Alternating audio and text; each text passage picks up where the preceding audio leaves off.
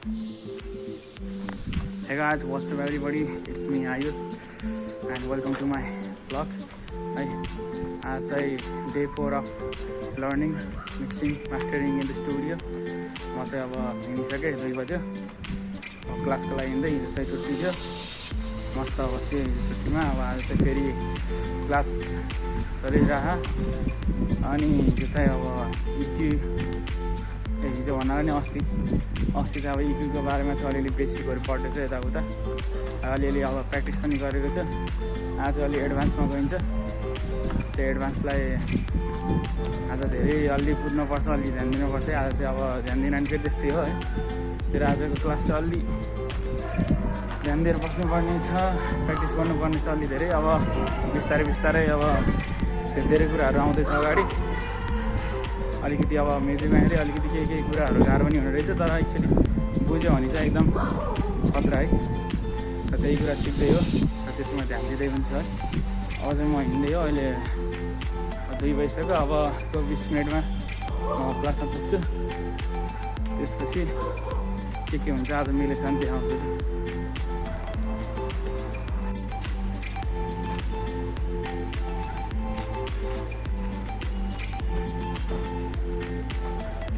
So अब चाहिँ म हिँड्दैछु बाटोमा।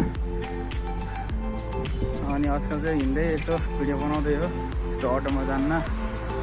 तर हिँड्दाखेरि फेरि एउटा अलिक प्रब्लम के, घाम धेरै हुने। आजकल फेरि गर्मी धेरै छ। अनि गर्मीले अलिकति पोलेर बर्बाद छ। फेरि के भने अब हिँड्नु नि पऱ्यो। फेरि घाम छ भन्दैमा अब घरै बसेर नि भएन। त्यही माथि क्लास जसरी नि हिँड्नै पर्ने। अब यसो बाटो घाटौँ अनि त्यसपछि अलि अगाडि गएर भिडियो बनाउँछु।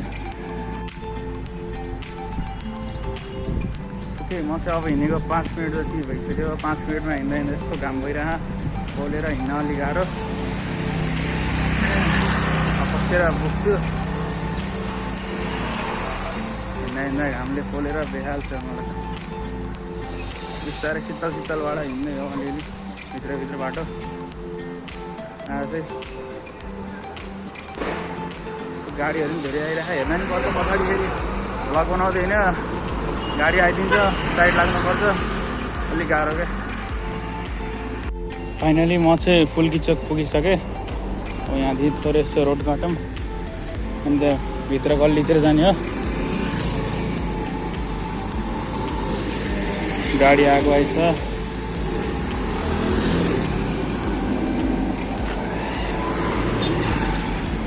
ल अब रोड क्रस।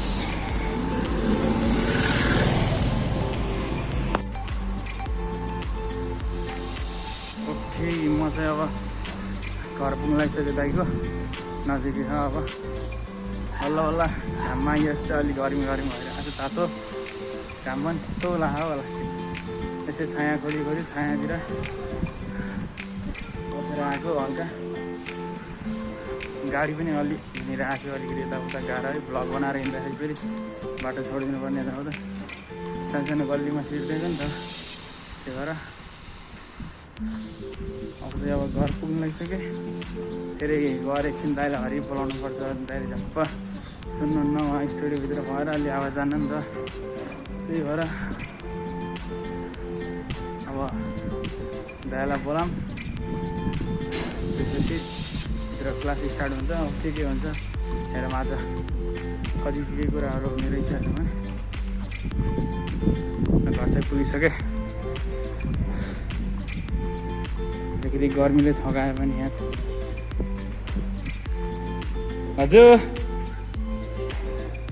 हजुर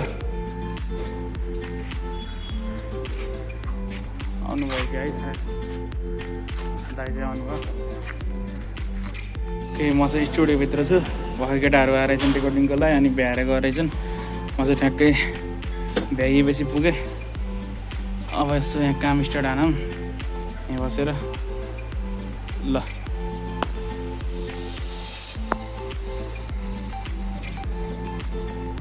ओके, ल फाइनली क्लास पनि सक्यो। आज झन् मजा आयो एकदम है।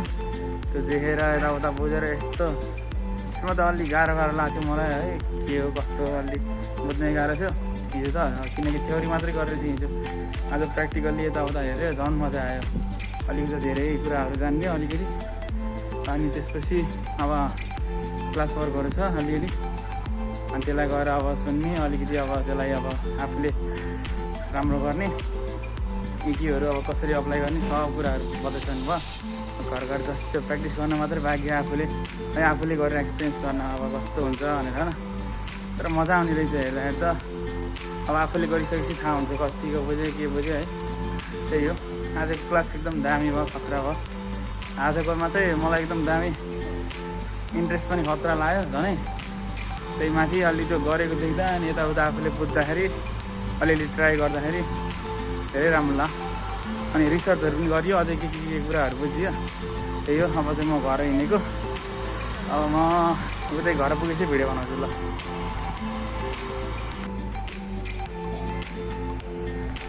ओके ल, फाइनली म चाहिँ अब घर पुग्नु लागिसकेँ। आजको क्लास भनिसक्यो, एकदम दामी भइसक्यो। अब गएर प्र्याक्टिस गर्नु छ। प्र्याक्टिस गरेपछि अब झन् आफूलाई अझै कस्तो लाग्छ, अझै कुराहरू क्लियर हुन्छ है। त्यही हो, त्यसलाई घर गएर प्र्याक्टिस गर्ने, त्यति नै काम छ।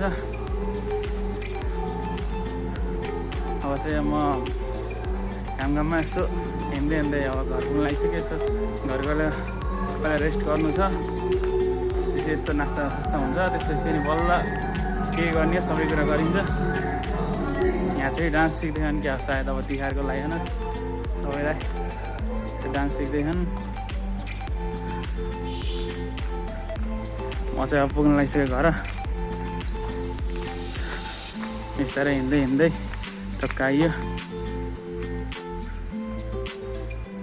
आज नि म अलि बोल्न नि सकेन, अलिकति त्यस्तै छ है।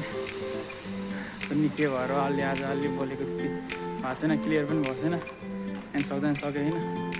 सो म चाहिँ घर पुग्न लागिसकेँ। यही हो, आइसकेँ। अब कतिखेर पुगिन्छ भन्ने भइरहेको थियो है, गर्मीमा हिँड्दा टाउको खराब। ल यही हो, ओके। र आजको लागि यति नै, फेरि पनि अब अर्को नयाँ ब्लगमा भेटौँ ल। तबसम्मको लागि जय नेपाल, जय होस्।